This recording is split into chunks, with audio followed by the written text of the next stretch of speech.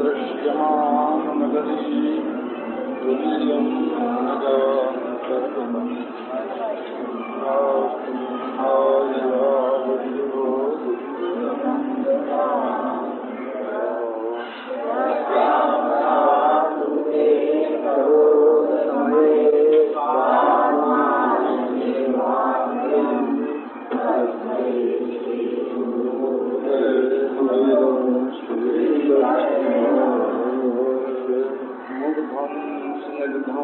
मधुरं रवि माधुरी धीरनादयी तारं तारं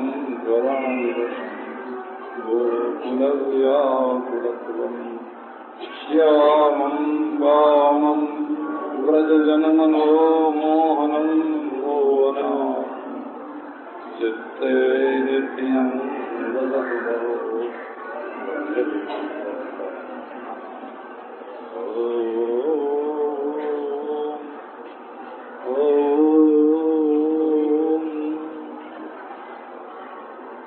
युवां श्लाघ्यतमो नूनं देहिनामिह मानदो नारायणे किल गुरु यत्र तामपि रीदृशि एतौ हि विश्वस्य च बीजयोनि रामो मुकुन्दः पुरुषः प्रधानम् अन्वीय भूतेषु विलक्षणस्य ज्ञानस्य तेषा परिमौ पुराणे यस्मिन् जनः प्राणवियोगकाले क्षणं समावेश्य मनोनिषुप्त निर्हृत्य कर्माशयमासु याति परांगतिं ब्रह्ममयो कवर्णा।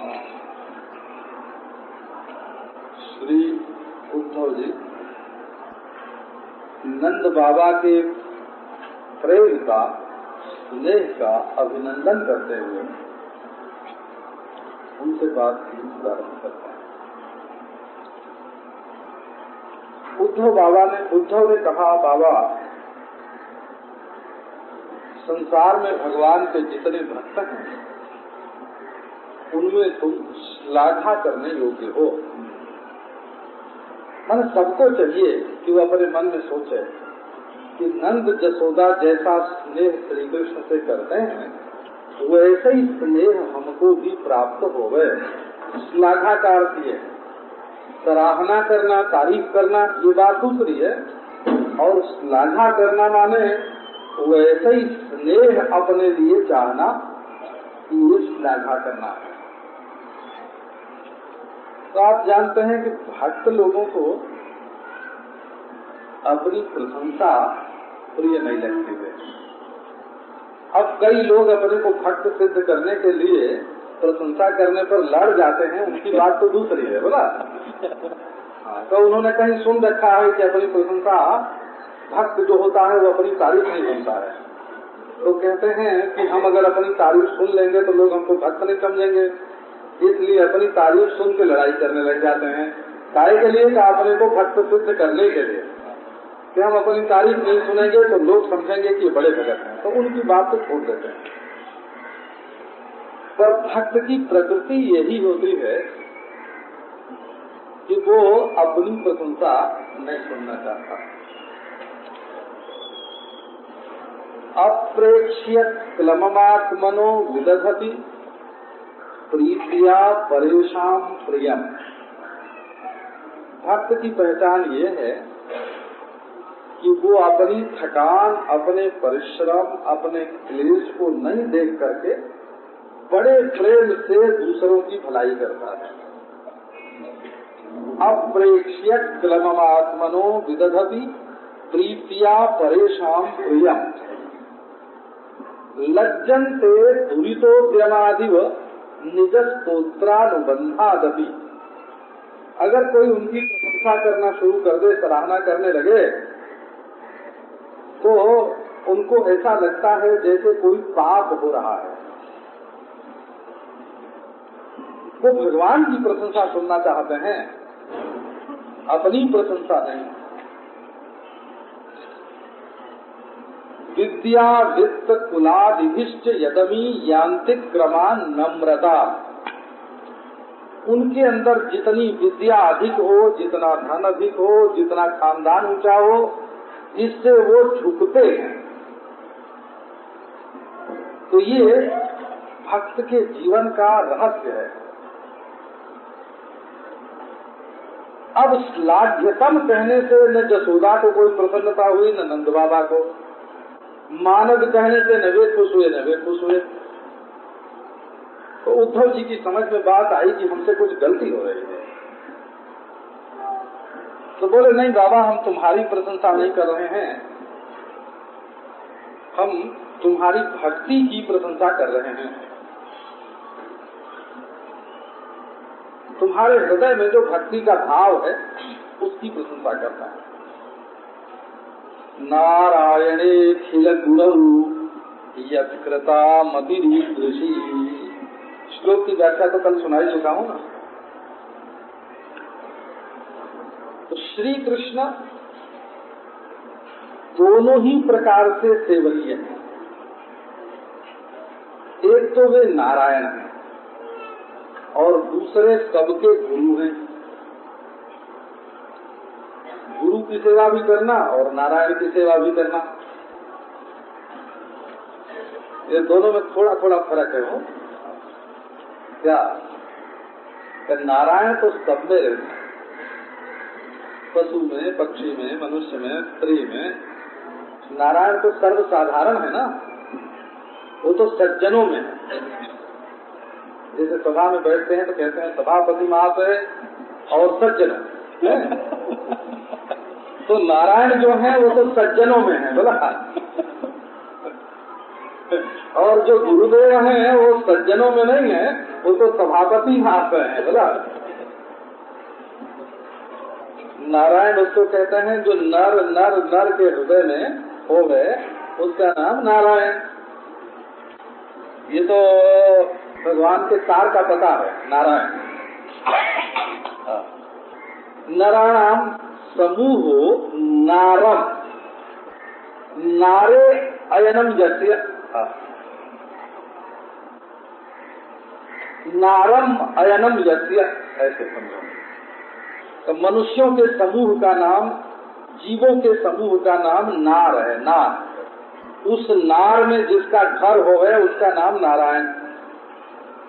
तो सबसे प्रेम करो और गुरुदेव से भी प्रेम करो।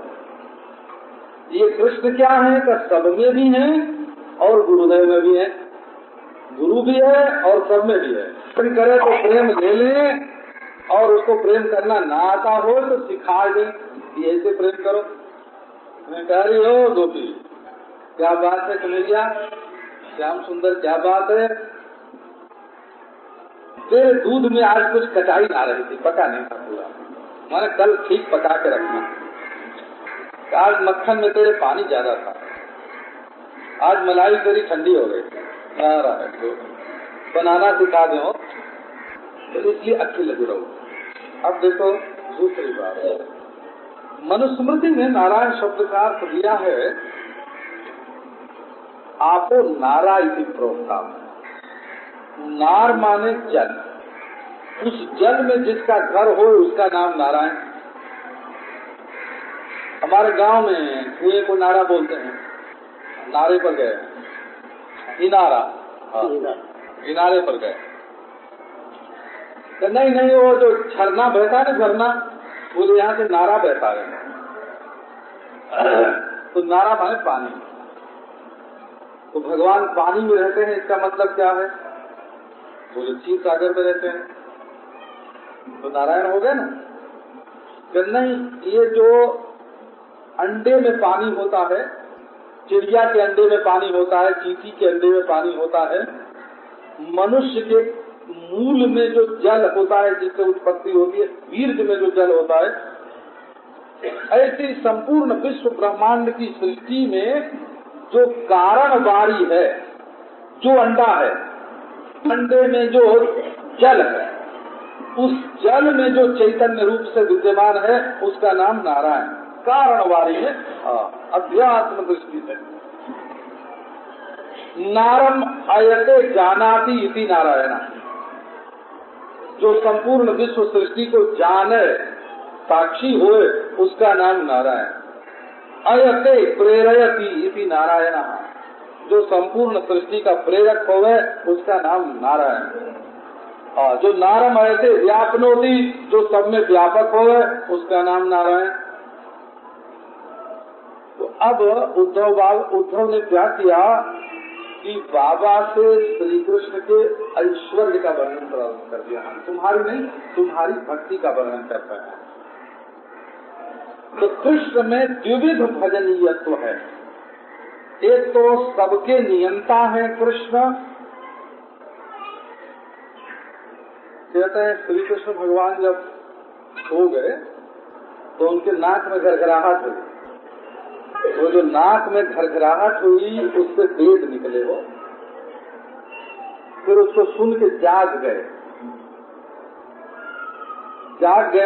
आंख खोली तो 5 भूत सामने खड़े थे। तो मुस्कुराहट आ गई। जब मुस्कुराए तब ये कोटि कोटि प्रकार की जो सृष्टि है ना, ये बन गई। इतने में कुछ थकान मालूम पड़ी तो फिर आंख बंद कर ली और सो गए। तो प्रलय हो गई। ये श्री कृष्ण की नाक की घरघराहट वेद है, और दृष्टि जो है वो पंचभूतों की सृष्टि है। मुस्कान जो है वो ये अचिंत्य रचना वाली अनंत कला कौशल से युक्त ये सृष्टि है। और आंख बंद करके सो जाना, यही प्रलय है। निश्वसितमस्य वेदाः वीक्षितमेतस्य पंचभूतानि स्मितमेतस्य चराचरम् अस्य च सुप्तम् महाप्रलयः। ये महाराज मुस्कान, इसकी मुस्कान में हम लोग हैं।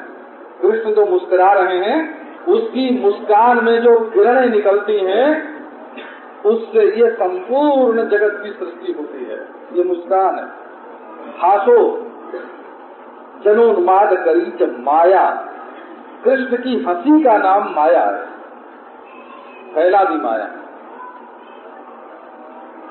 तो ऐसे अखिल गुरु नारायण में, माने पुरुषोत्तम श्री कृष्ण में, अखिल कलादि गुरु ननर्थ। श्रीमद् भागवत में यहाँ तो अखिल गुरु शब्द है ना।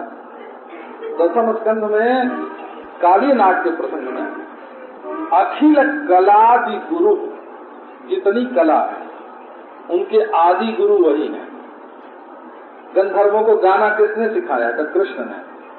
अप्सराओं को नाचना किसने सिखाया था? कृष्ण ने। ब्रह्मा को सृष्टि बनाना किसने सिखाया था? कृष्ण ने। रुद्र को संहार करना किसने सिखाया था? कृष्ण ने। संसार में जितनी कला है उनके आदि गुरु श्री कृष्ण हैं। उन्हीं ने सबको सिखाया है। सबसे गुरु भी हैं और सबके नियंता भी हैं। तो प्रेम करो तो उनसे। यद कृता मतिरीदृशी, तुम लोगों ने ऐसे कृष्ण से प्रेम किया। प्रेम किया की बात नहीं है, यहाँ मति की बात है। वो जरा श्लोक में मति शब्द है।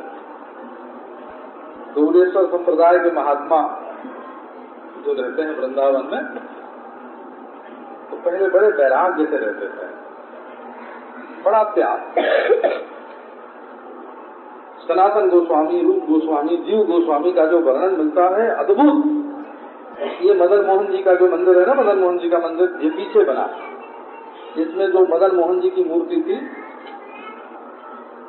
अब करौली में है। राजस्थान में करौली एक रियासत है, वहाँ है। तो सनातन गोस्वामी 3 लाख नाम जप के फिर गांव में जाते, शाम को वहाँ से रूखी रोटी ले आते, उसी का भोग लगाते। एक दिन ठाकुर जी ने कहा कि हमको नमक चाहिए, नमक। उनसे बात करते थे ठाकुर जी, बोलिए तुम्हारी रूखी सूखी रोटी मेरे मुंह में गड़ जाती है, थोड़ा नमक तो दे दिया करो। तो गोस्वामी जी रोने लगे, बोले कि तुमको नमक की क्या जरूरत है? ये तो मेरे मन में नमक खाने की वासना होगी, उसको पूरी करने के लिए तुमने नमक मांगा है। अब मैं तुम्हारी सेवा नहीं करूंगा, तुम नमक खाओ। दो नाव नमक आ गया हो, नाव डूबने लगी तो व्यापारी ने लाके नमक गिरा दिया उनके सामने, मंदिर बन गया। कृष्णदास जी महाराज ने सेवा करी, बड़े वैराग्य से रहते थे वहां लोग। तो गौड़ेश्वर संप्रदाय में ये प्रथा कि जाके जब उनके प्रणाम करो ना, तो जैसे हमारे बोलते हैं कोई ब्राह्मणों में आयुष्मान भव, वैसे उनमें बोलते हैं कृष्णे मति रस्तु। उनको प्रणाम करो तो आशीर्वाद देते हैं तुम्हारी बुद्धि कृष्ण में लगे। मति माने बुद्धि, कृष्णे मति रस्तु, ये उनका आशीर्वाद है। पर ये आशीर्वाद उन लोगों के लिए है जो बाहर से आते हैं। अब देखो गुप्त बात बताता हूँ, और जो उनके घर के होते हैं संप्रदाय के, उनको ये नहीं कहते हैं कृष्णे मति रस्तु, उनको कहते हैं कृष्णे रति रस्तु। मति में और रति में तो फर्क जो है वो आप जानते हैं ना। कृष्णे मति रस्तु, कृष्णे रति रस्तु। कृष्ण में तुम्हारी मति लगे, बुद्धि लगे, कहने कृष्ण में तुम्हारी रति हो। रति हो माने रमण हो, रति रस्तु प्रीति हो, उसका मतलब है कृष्ण में तुम्हारी प्रीति हो। तो भगवान में बुद्धि तो वेदांतियों की भी लगती है, लेकिन प्रेमियों की तो भगवान में रति हो। मति शास्त्राभ्यास की पुत्री है, बोला मति शास्त्राभ्यास की पुत्री है, और रति जो है वो भगवान की नित्य संगिनी है, वो राधा रानी का रूप है। प्रीति जो है ना वो राधा रति रति।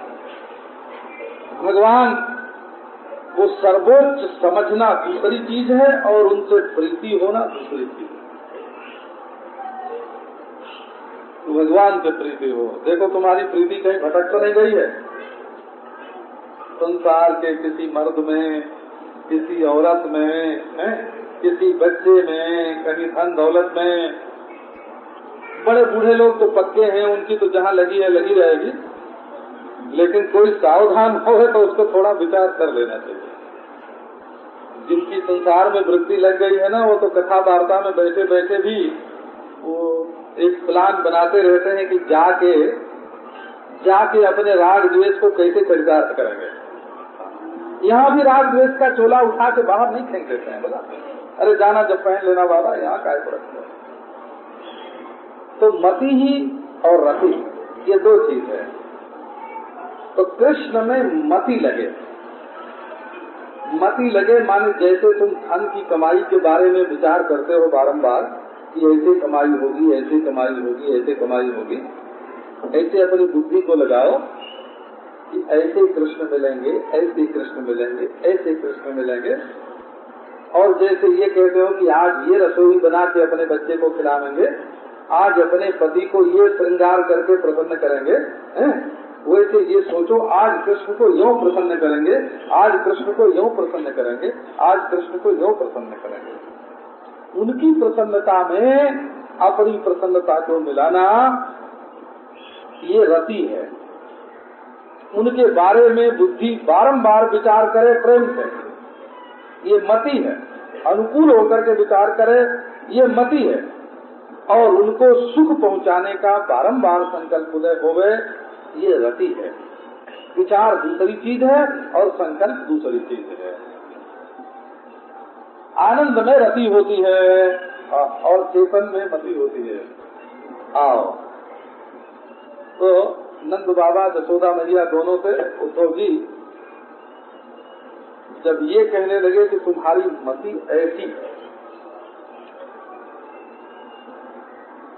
तो नंद बाबा जसोदा मैया को फिर भी कोई प्रसन्नता नहीं हुई। क्यों? देखो किसी वेदांत के जानकार के सामने अगर ये बात कही जाए कि तुम्हारी आंख ऐसी और तुम्हारी नाक ऐसी और तुम्हारी जीभ ऐसी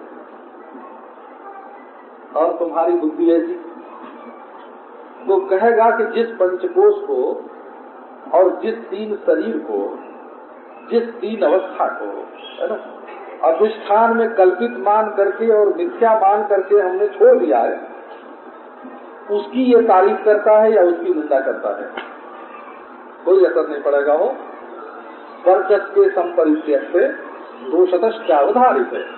यदि दोषम बदे तस्मय किंबा उच्चरित भवे, जा करके मैदान में इकट्ठी कर दी और जान लिया कि ये गंदी चीज है, अब उसका बतावे कि वो बतावे, इससे वो गंदी चीज छोड़ करके आने वाले का कुछ बनता बिगड़ता नहीं है। तो जैसे ब्रह्मज्ञानी पुरुष की बुद्धि की स्तुति करो चाहे निंदा करो, वो जानता है कि बुद्धि का अस्तित्व ही मेरे स्वरूप में त्रिकाल में नहीं है। ऐसे ही महाराज ये भक्त लोग जो अपने भगवान में रम जाते हैं, रम गए भगवान से, माई मैं तो गोविंद सो अटकी, चकित भये ये दृग तो मेरे लक्ष्य शोभा नटकी। शोभा अंग अंग प्रतिभूषण वन माला तटकी, ललित अलक कर बांसुरी सोहे दुति दामिनी पटकी। रमित भई हों सांवरे केतन लोग कहें भटकी, छुटी लाज कुल कानी लोग डर रहो न घर हटकी। मीरा प्रभु के संग फिरे कुंज कुंज लटकी, बिना गोपाल लालड़ी सजनी को जाने घटकी। रमित भई हों सांवरे के संग लोग कहें भटकी, छुटी लाज कुल कानी लोग डर रहो न घर हटकी। जा रहे या सांवरे सो मैंने नेह लगाई, बीच बाजार पुकार कहो मैं चाहे करो को कोट बुराई। लाज मर्याद मिली औरन को मृदु मुस्कान मेरे बट आई। जिन देखे मनमोहन को मुख मोहि लगत त्रिभुवन दुखदाई। नारायण जिन कहा सब फीको जिन चाची वह रूप मिठाई। बड़ी रूप की मिठाई खा ली तो आप में तृप्त हो गए। तो रति दूसरी चीज है, हो रति दूसरी चीज है और मति दूसरी चीज है। ये ब्रजवासी जो हैं वो रति की भूमिका में स्थित है। अब देखो नंद बाबा के वचन मैं बताता हूँ, भागवत में साफ कहते हैं कि होम व्रत वेद व्रत तपो होम जपत स्वाध्याय संगमयी श्रेयो विविधैश्चान्यै कृष्णे भक्ति ही साध्यते। धर्म कर्म सब साधन है और भक्ति साध्य है। और बाद में कहते हैं कि देखो बुद्धो हमको मोक्ष नहीं चाहिए बोला, हम कर्मभिर ब्रह्म्यमाणानाम यत्र क्वापीश्वरेच्छया कुशलाचरितैर्दानैः रतिर् न कृष्ण ईश्वरे। हम दूसरे ईश्वर को नहीं जानते हैं, न ईश्वरे कृष्ण, हमारा ईश्वर प्राइवेट है बोला, हमारा तो अपना ईश्वर है। बिन मुरली बनमाल चंद्रिका और न जानो नाम, हमारो तो मुरली वारो श्याम। हमारा श्याम तो बांसुरी वाला हमारा श्याम है, हम उसके सिवाय किसी दूसरे ईश्वर को नहीं जानते। भले कर्म के अनुसार हमें बारंबार जन्म लेना पड़े, अपन जन्म मरण से छूटने के लिए अगर भगवान का भजन करते हो तो हमको बारंबार जन्म मरण मिले। रबिया कहती थी कि हे प्रभु, यदि मैं नरक की आग से बचने के लिए तुम्हारा भजन करती हूँ तो तुम हमें हमेशा के लिए नरक की आग में डाल दो। हम दुख से नहीं बचना चाहते, हम स्वर्ग में नहीं जाना चाहते, हम सुख नहीं चाहते, हमको मोक्ष नहीं चाहिए, हमें बारंबार जन्म मरण की प्राप्ति होवे। मोक्ष तो वो लोग चाहते हैं जिनको दुख होता है। हमको अपने प्यारे के स्मरण में परमानंद की प्राप्ति हो रही है, हम मोक्ष किससे चाहें? दुखी लोग मोक्ष चाहा करते हैं, सुखी लोग तो अपने प्रियतम के प्रेम में मगन रहते हैं। रतिर न कृष्ण ईश्वरे, हमारा ईश्वर अपना ईश्वर, उसमें हमारी रति होए, बारंबार भले जन्म होवे। तो ये इसलिए सुनाया कि उद्धव जी तो मति की बात कर रहे हैं और नंद बाबा रति की भूमिका में स्थित हैं। कोई कहता है कि आओ आओ, वो बड़े सुंदर हैं, बड़े मधुर हैं, ऐसे हैं वैसे हैं, आओ खिड़की में से तुमको थोड़ा दिखाएं, देखने का मजा तो लो। अब वो अपने मन में जानता है कि जिसको ये मिनट भर दिखाना चाहते हैं वो तो एकांत में रात भर रोज हमारे पास रहता है, हमसे मिलता है। इनको क्या पता है, ये तो खिड़की में से जरा सा दिखाना चाहते हैं और वो तो रात भर हमारे पास रहता है। तो देखो ना, तो जिसको रात भर का संग प्राप्त है उसको जैसे खिड़की में से दिखाना कोई बड़ी बात नहीं है, वैसी जिसको भगवान की रति प्राप्त है ना, जो प्रीति में रात दिन अहर्निश निमग्न है, उसके लिए मति से नक्शा दिखाना। जो खुद जाके कश्मीर देख आया, अब उसको कोई बुलाए, आओ आओ हम तुमको कश्मीर का नक्शा, मति से देखना माने नक्शा देखना हो। और रति होना माने उससे मिलना। तो मतिर न कृष्ण दृशि मतिर जत कृता मति दृशि। देखा कि नंद बाबा पर तो कुछ असर नहीं पड़ रहा। बोले कि अच्छा और ऐश्वर्य का वर्णन करेंगे तो नंद बाबा को सिधर को खींचेंगे। अब यही तो बात है जो उद्धव जी की समझ में नहीं आती। उद्धव जी की समझ में बाद में आ गए। तो ऐश्वर्य का वर्णन करते हैं। एतौ हि विश्वस्य च रामो मुकुंद पुरुष प्रधानम अन्वीय भूतेषु विलक्षणस्य ज्ञानस्य तेषा सहिमौ पुराणौ। उद्धव जी बोले कि नंद बाबा, ये जो तुम्हारे दोनों बेटे हैं राम और मुकुंद, बलराम और कृष्ण, ये दोनों संपूर्ण विश्व के बीज और योनि हैं। बोले बीज और योनि तो प्रकृति और पुरुष हैं, तो बोले यही प्रकृति और पुरुष हैं। लो प्रेम शास्त्र में से दर्शन शास्त्र में उनकी बुद्धि को लाना चाहता है। नारायण कहो, रामो मुकुंद पुरुष प्रधानम। जरा प्रधान और पुरुष की बात आपको सुना रहे। प्रधान कहते हैं प्रकृति को और पुरुष कहते हैं जो उसमें भगवान का अंश आता है उसको। तो रामो मुकुंद पुरुष प्रधान, जड़ प्रकृति और उसमें पुरुष, इतनी बात। अब इससे गुप्त बात जो है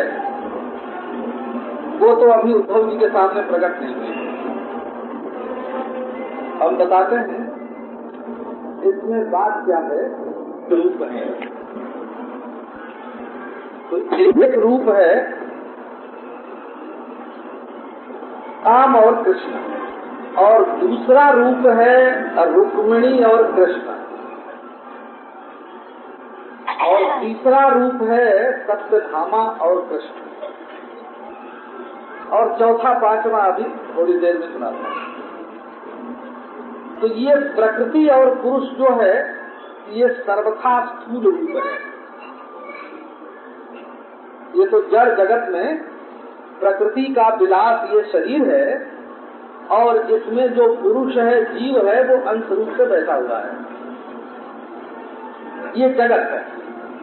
पुरुष और प्रकृति ये जगत की लीला है। जगत की लीला, इसमें प्रकृति जो है वो पत्नी है और पुरुष जो है वो पति है। मम योनिर महद ब्रह्म तस्मिन् गर्भम दधाम्यहम् संभव सर्वभूतानां ततो भवति भारत तासाम ब्रह्म महद योनिः अहम बीज प्रदः पिता। ये सृष्टि की उत्पत्ति की जो प्रक्रिया सांख्य आदि में स्वीकार की हुई है वो है। अब देखो लीला में आगे बढ़ो तो आनंद आवे। तो राधा रानी और कृष्ण, सत्यभामा और कृष्ण, रुक्मिणी और कृष्ण, और बलराम और कृष्ण। तो ये बोले ये बलराम भी वही चीज है जो जगत लीला में प्रकृति और पुरुष हैं, और जो द्वारका लीला में रुक्मिणी और कृष्ण हैं, वही ब्रज लीला में राम और कृष्ण हैं। ये पुरुष प्रधानम, प्रधान माने प्रकृति और पुरुष। तो ये क्या बात है? इसको ब्रजवासी लोग ऐसे कहते हैं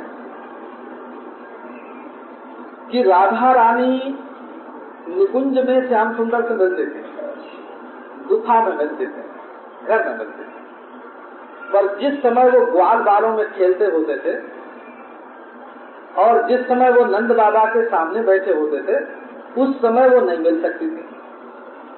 तो जैसे कोई बहू ऐसा पुरुष का वेश बना ले कि अपने सास ससुर के सामने भी अपने पति से मिल कर रहे, ऐसे राधा रानी ने अपना एक पुरुष आकार बना रखा है, और वो बलराम जी के आकार में, गोरी राधा और गोरे बलराम, और नीली साड़ी वहाँ और नीला वस्त्र यहाँ, और दाढ़ी मूछ वहाँ भी नहीं और यहाँ भी नहीं, है ना।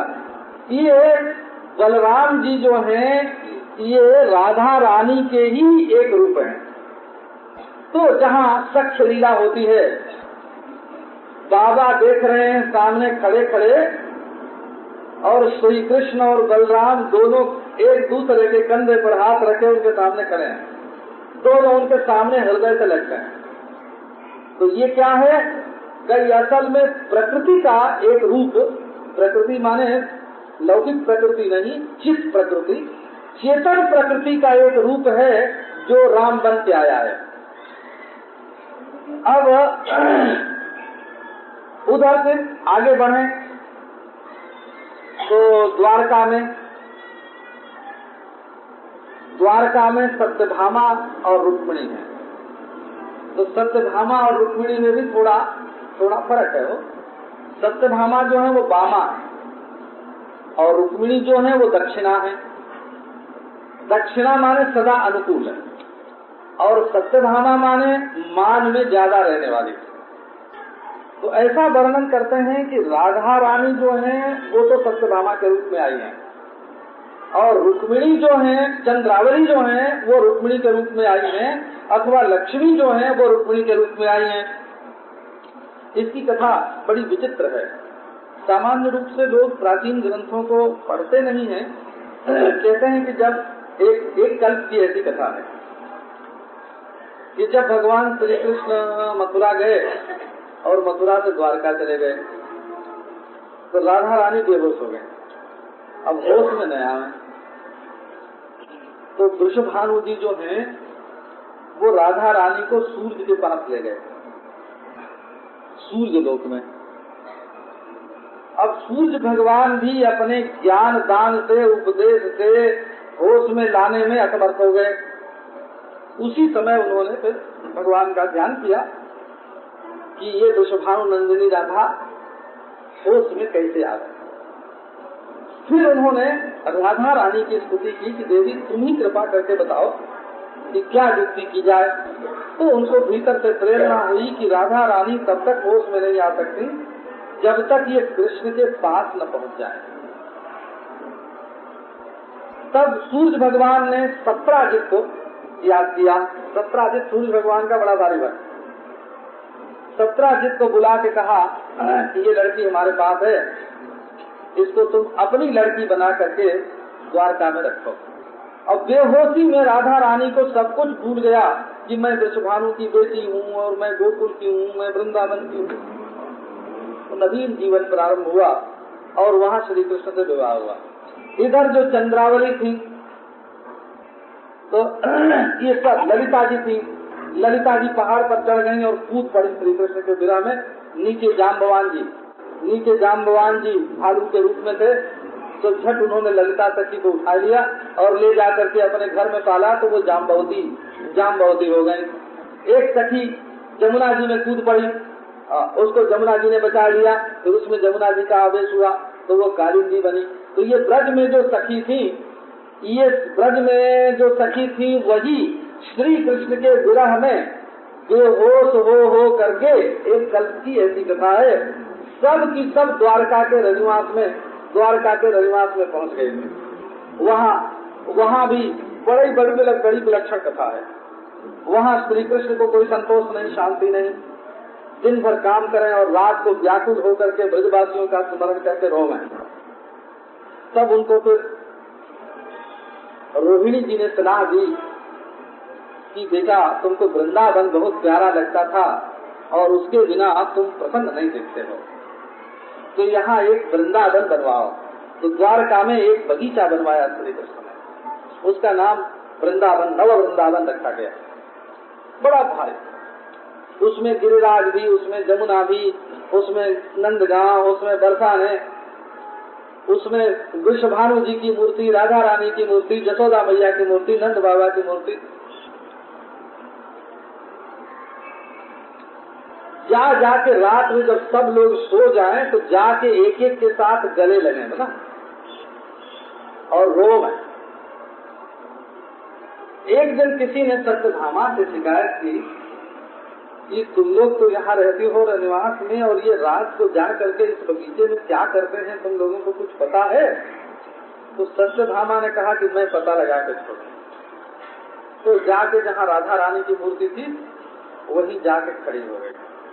अभी वहाँ जाके रात में श्री कृष्ण राधे राधे वृषभानुनंदिनी करके जो वृंदावन के सुख का वर्णन करने लगे, सुनते उनकी आंख से आंसू गिर रहे और उनके आंसू को देख करके सत्यभामा की आंखों में भी आंसू आने लग गए कि ये राधा रानी से कितना प्रेम करते हैं।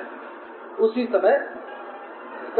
समय सत्यभामा की जो विस्मृति है वो मिट गई और झट उसको स्फुरण हुआ कि मैं राधा हूँ, और वो जो व्याकुल होकर के कृष्ण की ओर दौड़ी और कृष्ण ने अपने हृदय से लगाया, अरे ये तो राधा रानी। कृष्ण ने पहचान लिया ये राधा रानी ने पहचान लिया कि मैं राधा रानी और ये कृष्ण। ये सबके मिलन का ऐसा बढ़िया प्रसंग है। ये तो प्रेम राज्य की कथा है ना, प्रेम राज्य की। तो ये आपको सुनाया कि जैसे नित्य धाम में राधा कृष्ण नित्य संग रहते हैं, जैसे वैकुंठ में लक्ष्मी नारायण नित्य संग रहते हैं, जैसे द्वारका में रुक्मिणी श्री कृष्ण और सत्यभामा श्री कृष्ण नित्य संग रहते हैं, वैसे ये राम की आकृति ही पुरुष की है। वास्तव में वो भगवान की शक्ति है। राम शक्तिमान नहीं, शक्ति है। शेषी नहीं है, शेष है। शक्तिमान नहीं है, शक्ति है। तो उद्धव जी वर्णन करते हैं कि ये बीज योनि माने निमित्त उपादान कारण है, श्री कृष्ण निमित्त कारण है और बलराम जी उपादान कारण है। और बलराम जी जो हैं ये रुक्मिणी हैं, राधा रानी हैं, सत्यभामा हैं, लक्ष्मी हैं, और ये श्री कृष्ण जो हैं ये साक्षात नारायण हैं। और ये केवल प्रकृति पुरुष ही नहीं है, बल्कि सारी सृष्टि में अनुगत हो करके अन्वीय भूतेषु विलक्षणस्य ज्ञानस्य चेषा तैमौ पुराणौ। अन्वीय भूतेषु संपूर्ण भूतों में ये अनुगत है, अभिन्न निमित्तोपादान कारण है। सत्वमेकं द्विधा स्थितम्, एक ही वस्तु दो रूप में स्थित है। इसलिए जैसे घड़े में मिट्टी होती है वैसे सृष्टि के कण कण में, अणु में ये राम और कृष्ण व्यापक हैं। और विलक्षणस्य ज्ञानस्य विविध लक्षणस्य ज्ञानस्य जीवस्य, विविध संस्कार वाले विविध अंतःकरण रूप उपाधि को धारण करके जो संसार में विविध जीव हैं, उनको भी अपने संकल्प के अनुसार तत्त कर्मानुसार संकल्प करके उनको चलाने वाले, उनके नियमन करने वाले यही हैं। क्योंकि ये बलराम और कृष्ण अनादि हैं, अनादि नयादि ने अंत। विलास करें तो लाल प्रिया में भई न चिनारे। सदा एक रस एक अखंडित आदि अनादि अनूप कोटि कल्प बीतत नहीं जानत बेहद जुगल स्वरूप। तो ये राम और कृष्ण जुगल स्वरूप के ही एक विराट है। इस प्रकार उद्धव जी महाराज जो हैं वो प्रकृति और पुरुष के रूप में ऐश्वर्य का वर्णन करके नंद बाबा के चित्त को माधुर्य से थोड़ा खींच करके ये समझ करके कि इनका प्रेम लौकिक ढंग का है और ऐश्वर्य का उपदेश करने से ये अलौकिक हो जाएगा, उनके अंदर अलौकिकता भरने की चेष्टा कर रहे हैं। अब आगे का जो प्रसंग